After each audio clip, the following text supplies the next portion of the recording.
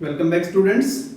In this video lesson, I'm going to discuss very good questions. Three very important questions of your chapter number 10 of vectors. These are example number 28, example number 29 and example number 30. The most important question of this chapter basically. Exam में बहुत बार आ चुके हैं one by one सभी questions, ठीक है। और जिन बच्चों ने अभी तक चैप्टर नंबर 10 अच्छे से नहीं देखा है तो पूरा डिस्क्रिप्शन बॉक्स में पूरा प्लेलिस्ट है, आप वहां से पूरे प्लेलिस्ट को देखिए ध्यान से, कॉन्सेप्ट को समझिए कि डॉट प्रोडक्ट क्या है, क्रॉस प्रोडक्ट क्या है, बेसिक टर्मिनोलॉजी क्या है, तब जाके आप क्वेश्चन कर पाएंगे। तो एग्जांपल नंबर 28 क्या कहता है कि we are having three vectors whose magnitudes are 3, 4 and 5 and each vector is perpendicular to sum of other two vectors. We need to find a plus b plus c whole magnitude. So बच्चों जब मैं 10.3 करवा रहा था आपको dot product, वहां पर मैंने आपको बताया था कि इस तरह के हमारे पास दो तीन क्वेश्चन होंगे जिसमें कहीं पर आपको a plus b plus c का मैग्नीट्यूड निकालना होगा और कहीं पर इसका सम दिया होगा, जैसे कि 0 दिया है और a dot b, b dot c, c dot a find करना होगा। और इसी के अलावा एक और क्वेश्चन आएगा बहुत इंपॉर्टेंट, बताने वाला हूं मैं अभी, ठीक है। तो बहुत ही अच्छा क्वेश्चन आपके बनते हैं यहां से। तो देखिए 28 का सॉल्यूशन आपको क्या दिया है, सबसे पहले इंपॉर्टेंट देखेंगे कि each vector is perpendicular to sum of other two. It means what, a dot b plus c is 0, क्योंकि एक जो a वेक्टर है b और c के सम का परपेंडिकुलर है ये। ऐसे ही b dot c plus a 0, c dot a plus b is 0। इन तीनों कंडीशन से क्या मिलेगा आपको, a dot b plus a dot c equal to 0। इस कंडीशन से, सेकेंड कंडीशन से मिलेगा b dot c b dot a equal to 0 और थर्ड से मिलेगा c dot a plus c dot b equal to 0. If I add these three equalities, I will get twice of a dot b plus twice of b dot c plus twice of c dot a equal to 0. ac ac, bc bc, ba ab। तो एक condition आपको मिली। अब हमें find करना है a plus b plus c whole magnitude. और मैंने आपको एक दिन बताया था इसमें कि जब भी आप ये फाइंड करेंगे just find its square, square find कर लें, इसकी वैल्यू दे रखी हो या फाइंड करनी हो, स्क्वायर निकालने हैं। तो जब उसका स्क्वायर निकालेंगे a plus b plus c का square, it means what, a square means what, a dot a। तो इसके इसी से डॉट प्रोडक्ट करेंगे तो will find a square b square c square plus 2a dot b, 2b dot c, 2c dot a, ठीक है। इसकी value दे रखी है 3, 9, ये है 4, 16 और ये है 5, 25 प्लस ये आपने अभी यहां से फाइंड किया from 1 that is 0, twice ab bc ca is 0 और this is a plus b plus c whole mod square, then it becomes 50.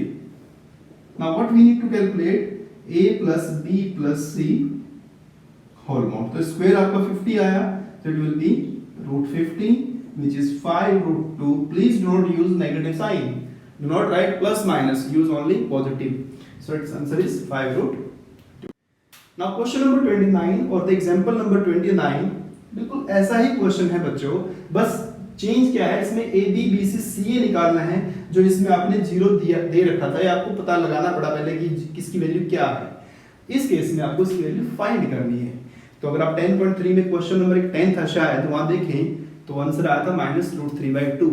वैसे ही करना है, करना आपको स्क्वायर ही है, a plus b plus c का जब भी आप देखेंगे इसका स्क्वायर कर देंगे। तो a plus b plus c का आप स्क्वायरिंग करेंगे, अगर squaring both side of 1 you will get magnitude a plus b plus c whole square, 0 square means 0 dot 0 आपका 0 हो जाएगा, दिस इज 0 वेक्टर बेसिकली। तो जैसे आप ये सब करेंगे इसके अंदर you will get a square b square c square 2 अब 2 में कॉमन ले सकता हूं तो 2ab bc और ca, मतलब डॉट है यहां पर बीच में, equal to 0।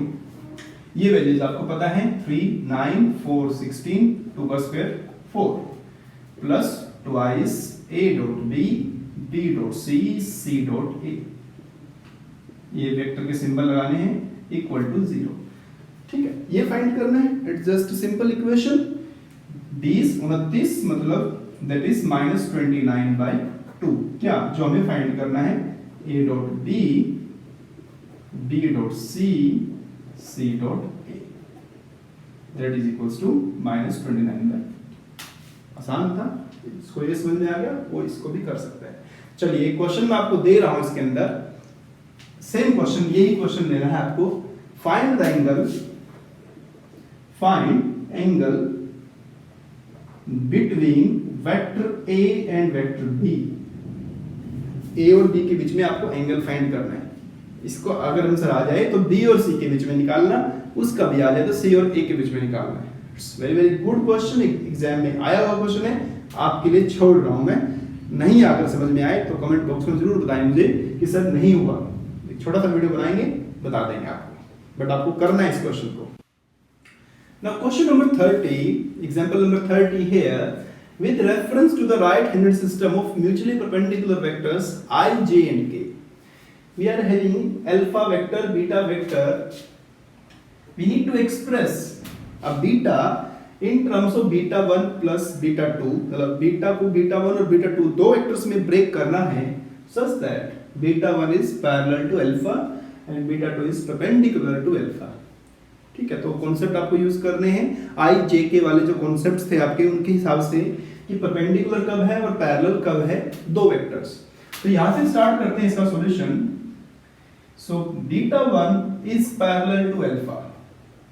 So on some day I told you कि जब दो वेक्टर्स पैरेलल होंगे तो क्या होंगे, तो ये सिंबल हटाएंगे पैरेलल का, तो beta is some T alpha. एक कांस्टेंट, एक स्केलर कांस्टेंट से आप मल्टीप्लाई कर देंगे, क्योंकि दो वेक्टर जब पैरेलल होंगे तो उनके कंपोनेंट प्रोपोर्शनल होंगे और उस प्रोपोर्शनलिटी को मैंने टी मान लिया। So from here beta 1 is T alpha, alpha दिया है आपको, तो 3ti minus tj, assume this is 1, तो this is beta 1। now beta 2 क्या होगा, beta 2 is beta minus beta 1, क्योंकि आपको उसको बीटा 1 प्लस बीटा 2 करना है, तो बीटा 2 की value beta 1 beta minus beta 1 हो जाएगी। So vector beta is 2i plus j minus 3k minus beta 1 कितना है 3ti माइनस tj। तो इसमें से आप इसे माइनस करेंगे 2i और ये 3t को 2 माइनस 3t, i हो गया, j माइनस माइनस प्लस, तो 1 प्लस टी जे माइनस 3, तो दिस इज बीटा 2। अभी हमारे पास एक कंडीशन और बची है कि this beta 2 is perpendicular to alpha. इसका यूज करके हम इस टी की वैल्यू को फाइंड करेंगे। पहली कंडीशन यूज करके टी में चेंज किया, दूसरी कंडीशन में को यूज करके टी की वैल्यू फाइंड करेंगे। So we have beta 2 is perpendicular to alpha, it implies beta 2 dot alpha equal to 0। तो जो बीटा 2 है और जो ये अल्फा है, इनकी डॉट प्रोडक्ट 0 होगी। तो i को i से करेंगे तो 3 into 2 6 minus 9t, j with j minus 1 minus t, and k तो कंपोनेंट नहीं है अल्फा में, बीटा 2 में भले ही हो, वो 0 हो जाएगा, इक्वल टू 0। तो 5 minus 10t equal to 0, t will be 1/2।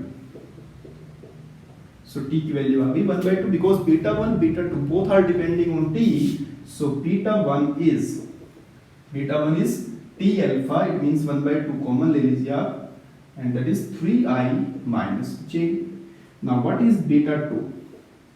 beta 2 is 2 minus 3t, माने 2 minus 3/2 करेंगे तो 1/2 i, फिर आपके पास 1 plus t मतलब 3/2 j and 3 minus 3k, that is independent of t। so these are beta 1 beta 2। if you want to add beta 1 and beta 2, 3/2 1/2 2y, -1/2 + 3/2 1j, minus यहाँ पर 0 -3 के -3। तो बच्चों बहुत अच्छे अच्छे क्वेश्चन हैं। आपको कुछ और अगर आप अच्छे क्वेश्चन कर रहे हैं और आपसे नहीं हो रहे हैं, समझ में नहीं आ रहे हैं, you can just text me in the comment box. Definitely I will give the answer. So if you like this video lesson, please like it and share to your friends also.